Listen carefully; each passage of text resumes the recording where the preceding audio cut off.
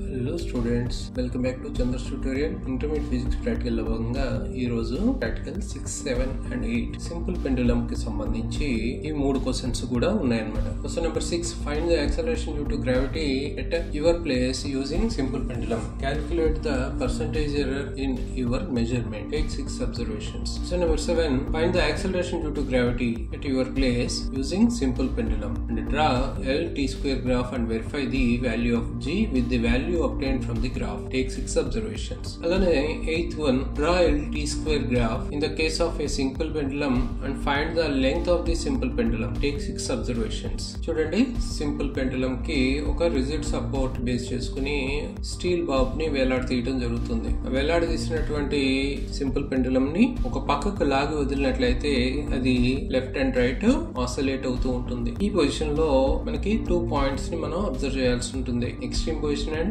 Mean position. అలాగే దీని oscillations ని మనం అబ్జర్వ్ చేస్తూ దాని యొక్క టైం పీరియడ్ ని మనం నోట్ చేసుకోవాల్సి ఉంటుంది ఎక్స్పెరిమెంట్ లో. దానికి మనం స్టాప్ వాచ్ ని ఉపయోగించడం జరుగుతుంది. ఎగ్జామినేషన్ పాయింట్ ఆఫ్ వ్యూ లో ఫస్ట్ మనం రాయాల్సింది apparatus, steel bob, fine thread, vernier callipers, metre scale, retort stand, stop watch, rubber card. ఇవన్నీ కూడా మనం వాడాల్సి ఉంటుంది. స్టాప్ వాచ్ విషయంలో కొన్ని ఓల్డ్ మోడల్ స్టాప్ వాచెస్ ఉంటాయి, అలాగే డిజిటల్ స్టాప్ వాచ్ ఏదైనా కూడా మనం ఇక్కడ వాడొచ్చు. ప్రిన్సిపల్, సింపుల్ పెండులం దేని మీద బేస్ అయి పనిచేస్తుంది అంటే సింపుల్ హార్మోనిక్ మోషన్ మీద పనిచేస్తుంది. It works on the principle of simple harmonic motion or SHM. Is defined as a motion in which the restoring force is directly proportional to the displacement of the body from its mean position. The direction of this restoring force is always towards the mean position. F is directly proportional to -x. ఇది ఖచ్చితంగా మనం రాస్తే కొంచెం impression ఉంటుంది. Formula user, ఇక్కడ మనం 5 ఫార్ములాలని మనం వాడుతున్నాం. ఫస్ట్ మనం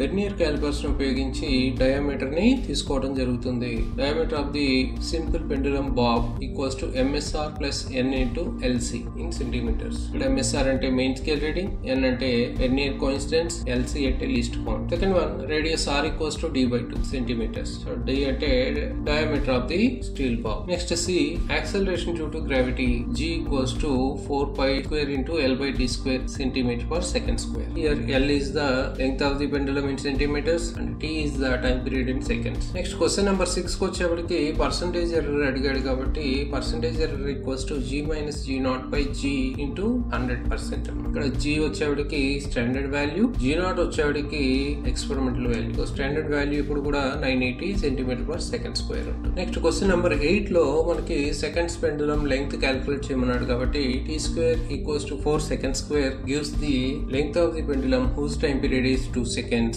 known as seconds pendulum. ఇది కూడా మనం ఫార్ములాలో రాయాల్సి ఉంటుంది. Next procedure, the diameter of the bob is determined 3 times using vernier calipers. The average diameter D is calculated, the radius R is calculated from the diameter. The distance A from the point of suspension S to the bottom of the bob is measured. Then the length of the pendulum L equals to A minus R. The bob is pulled to a side and released. పక్కకి లాగి వదులుతాం. Then the pendulum begins to oscillate in a vertical plane. Vertical plane లో చిన్నగా అది oscillate అవుతాం మనం గమనించాలి. A stop clock is started when the bob is at extreme position at left and it is counted as 0. When the bob touches the extreme position at left in the same direction, it counted as 1. మనకి left side లో ఉన్నటువంటి extreme position కి Bob వచ్చిన తర్వాత మనం stop clock ని on చేస్తాం. దాన్ని మనం 0 కింద తీసుకుంటాం. మళ్ళీ అదే పాయింట్ కి ఈ సింపుల్ పెండులం బాబ్ వచ్చిన తర్వాత దాన్ని 1 గా కౌంట్ చేయడం జరుగుతుంది. At the end of 20 oscillations, stop clock is stopped and the time taken for 20 oscillations is noted. This process is repeated twice and the average time for 20 oscillations is calculated. 20 oscillations పాటు stop clock లో time ని note చేసుకుంటాం. Note చేసుకుని ఇదే process ని రెండోసారి కూడా చేస్తాం అన్నమాట. The average time is divided by 20 to get the time period. So average time ని క్యాల్కులేట్ చేసి దాన్ని డివైడెడ్ బై 20 చేస్తే మనకి time taken for 1 oscillation time period వస్తుంది అనమాట. Then the value of t² and also the value of L/t² is calculated. The experiment is repeated for the lengths 40 centimeters, 50 centimeters, 60 centimeters, 70 centimeters, 80 centimeters and 90 centimeters. In each case, the value of L/t² is determined. The acceleration due to gravity is determined by the relation given below. G equals to 4 pi square into L by T square centimeter per second square. Next one, percentage error. Question number 6 లో percentage error అడిగాడు కాబట్టి G minus G naught by G into 100%. Here G is the standard value, which is equals to 980 centimeter per second square, and G naught is the calculated value. Next అలాగే length of the seconds pendulum అనేది question number 8 గనక అడిగితే దీంతో పాటుగా రాయాల్సి ఉంటుంది. In the L T square graph, the length of the pendulum corresponding to T square equals to 4 second square gives the length of the pendulum whose time period is 2 seconds, known as seconds pendulum. Next, observations. దీనిలో మనం first tables వేయాల్సి ఉంటుంది. First one, determination of diameter of the Bob. Vernier callipers ని ఉపయోగించి మనం diameter of the Bob calculate చేయాలి. దీనిలో S అంటే value of 1 main scale division in vernier, that equals to ఎంత అనేది మనం నోట్ చేసుకోవాల్సి ఉంటుంది. అలాగే N equals to number of divisions on the vernier. ఎన్ని డివిజన్స్ ఉన్నాయో ఆపరేటర్స్ చూసుకుని జాగ్రత్తగా వేయాలి. అలాగే టాబ్యులర్ ఫామ్ వచ్చేప్పటికి serial number, MSR, vernier coincidence, fraction, total reading, ఈ రకంగా టేబుల్ లో కంటెంట్స్ అనేవి ఉన్నాయి. ఆ తర్వాత least count of the vernier callipers equals to S by N, that equals to 0.01 centimetres. ఇది క్యాలిక్యులేట్ చేసి వేయాల్సి ఉంటుంది. Average diameter 2R equals centimetre. ఈ వచ్చినటువంటి డయామీటర్ ని యావరేజ్ చేసి ఇక్కడ వేయాల్సి ఉంటుంది. అలాగే radius of the bob R equals to 2R/2, that equals to ఎంత వస్తే అంత మనం ఇక్కడ వేయాల్సి ఉంటుంది. Next one, determination of L by T square. L by T square కోసం ఈ టేబుల్ మనం వాడాల్సి ఉంటుంది. ఈ కంటెంట్స్ వచ్చేప్పటికి serial number, length of the pendulum L centimetres, అలాగే time for 20 oscillations, trial 1, trial 2, mean, అలాగే time period capital T equals to x/20 seconds. అలాగే next T square second square. Final గా L by T square equals to centimetre per second square వేస్తాం. అలా calculate చేయగా వచ్చినటువంటి average వాల్యూని కింద మనం వేసుకోవాల్సి ఉంటుంది. Next one, question number 7 and 8 కి సంబంధించి LT స్క్వేర్ గ్రాఫ్ ఇచ్చాడు, కానీ క్వశ్చన్ నెంబర్ 6 లో LT స్క్వేర్ గ్రాఫ్ వేయాల్సిన అవసరం లేదు. క్వశ్చన్ నెంబర్ 6 లో సైడ్ హెడ్డింగ్ పెట్టి నో గ్రాఫ్ అని రాయాల్సి ఉంటుంది. క్వశ్చన్ నెంబర్ 7 and 8 కి మాత్రం ఈ గ్రాఫ్ వేయాల్సి ఉంటుంది. ఈ graph is drawn between the length of the pendulum L on the x-axis and T square on the y-axis. The graph will be a straight line passing through origin. From the graph, the value of L by T square is found in determination of acceleration due to gravity. Next, precautions. The amplitude should be very small. ఇక్కడ మనం simple pendulum Bob ని కొద్దిగా లాగి వదిలినట్లయితే చిన్నగా oscillate అవుతూ ఉంటుంది. ఆ amplitude సరిపోతుంది అని తెలుసుకోవాలి. The oscillations of the bob should be in the same vertical plane. Oscillations ఎలా ఉండాలి? సేమ్ వర్టికల్ ప్లేన్ లో మాత్రమే ఉండాలి. అలాగే third one, the bob should not spin during oscillations. Simple pendulum Bob spin అవుతూ ఉండకూడదు, తిరుగుతూ ఉండకూడదు. Next fourth one, parallax error is avoided while taking readings. మనం టైం తీసుకుంటున్నప్పుడు కానీ ఆసిలేషన్స్ ని కౌంట్ చేస్తున్నప్పుడు కానీ parallax error లేకుండా మన కంటికి సూటిగా ఉంచుకొని మనం ఎక్స్పెరిమెంట్ చేయాల్సి ఉంటుంది. Next one, result. Acceleration due to gravity at a given place equals to dash centimeter per second square. Acceleration due to gravity ని క్యాలిక్యులేట్ చేసి ఇక్కడ వాల్యూ వేయాల్సి ఉంటుంది. అలాగే next, percentage error at a given place equals to dash percentage. For question number 6 only. Next one, the acceleration due to gravity from LT square graph at given place is compared with the original value. మనం LT square graph నుంచి calculate చేసినటువంటి acceleration due to gravity value ని original value అయినటువంటి 980 తో compare చేసామని చెప్పి ఇక్కడ result గా రాయాల్సి ఉంటుంది. Next one, the length of the seconds pendulum equals to dash centimetres. Graph నుంచి T స్క్వేర్ ఈక్వల్స్ టు 4 అయిన దానికి స్ట్రైట్ గా మనం లైన్ పుట్టినట్లయితే దాని కరస్పాండింగ్ L వాల్యూని ఇక్కడ మనం వేయాల్సి ఉంటుంది. ఇది క్వశ్చన్ నెంబర్ 8 కి మాత్రమే రాయాల్సి ఉంటుంది. నెక్స్ట్ చూడండి, సింపుల్ పెండులం ని దానికి సంబంధించి డయామీటర్ ని వెర్నియర్ క్యాలిపర్స్ తో ఎలా కొలవాలి. ఆల్రెడీ ఫస్ట్ ఎక్స్పెరిమెంట్ లో మనం వెర్నియర్ క్యాలిపర్స్ ను ఉపయోగించి పియర్ కి సంబంధించి డయామీటర్ ని క్యాలిక్యులేట్ చేసాం. అదే మాదిరిగా ఇక్కడ కూడా మనం డయామీటర్ ని క్యాలిక్యులేట్ చేయాలి. అది సుమారు 1.9 దాటుతుంది. వెర్నియర్ కోఇన్సిడెన్స్ వచ్చేప్పటికి సుమారు వాల్యూస్ వస్తాయి. దాన్ని బట్టి ఎంత కూడా టాబ్లెట్ చేసుకోవాల్సి ఉంటుంది. అలా వచ్చిన వాల్యూస్ ని టేబుల్ లో చూసినట్లయితే ఈ రకంగా ఉంటాయి. యావరేజ్ వాల్యూ వచ్చేప్పటికి 1.963 సెంటీమీటర్స్ వచ్చింది. దాని నుంచి రేడియస్ R ఈక్వల్స్ టు 0.9815. దాని వాల్యూ సుమారుగా 1 సెంటీమీటర్స్ గా మనం తీసుకోవచ్చు. చూడండి, ఇక్కడ సింపుల్ పెండులం పెండులం కి సంబంధించి మనం రిటార్డ్ స్టాండ్ మీద ఒక రబ్బర్ కార్క్ ని ఉపయోగించి ఆ రబ్బర్ కార్క్ లోంచి మాస్ నెగ్లెక్ట్ చేయబడినటువంటి అతి తక్కువ బరువు ఉన్నటువంటి దారాన్ని మనం ఇక్కడ కిందకు వేలాడదీసి రెండో చివరిని మనం సింపుల్ పెండులం బాబ్ కి కట్టాల్సి ఉంటుంది. అలా కట్టిన తర్వాత మనకి రబ్బర్ కార్క్ యొక్క కింది భాగం మనకి పాయింట్ ఆఫ్ సస్పెన్షన్ అవుతుంది. అలాగే కింద ఉన్నటువంటి బాబ్ యొక్క సెంటర్ మనకి పాయింట్ ఆఫ్ ఆసిలేషన్ అవుతుంది. ఈ స్థితిలో మనం ఏం చేస్తామంటే లెంగ్త్ ఆఫ్ ది పెండులం ని క్యాలిక్యులేట్ చేయడానికి, లెంగ్త్ ఆఫ్ ది పెండులం ని పెట్టడానికి రబ్బర్ బిరడా క్రింది భాగం నుంచి లెక్క పెట్టుకుని సింపుల్ పెండులం బాబ్ యొక్క క్రింది తలం 51 సెంటీమీటర్లు ఉండేట్లుగా మనం తీసుకోవాల్సి ఉంటుంది. ఈ స్థితిలో లెంగ్త్ ఆఫ్ ది పెండులం 50 సెంటీమీటర్లు అవుతుంది. ఎందువల్లనగా దాని రేడియస్ ని మనం నెగ్లెక్ట్ చేస్తే మనకి 0 నుంచి 50 సెంటీమీటర్స్ రీడింగ్ అనేది పాయింట్ ఆఫ్ సస్పెన్షన్ నుంచి పాయింట్ ఆఫ్ ఆసిలేషన్ వరకు అవుతుంది అనమాట. నెక్స్ట్ వన్ ఎక్స్పెరిమెంటల్ పార్ట్ లో చూసినట్లయితే సింపుల్ పెండులం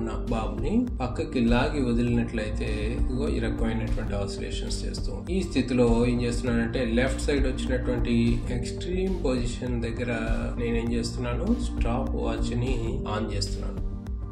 1 2 3 4 5 6 7 8 9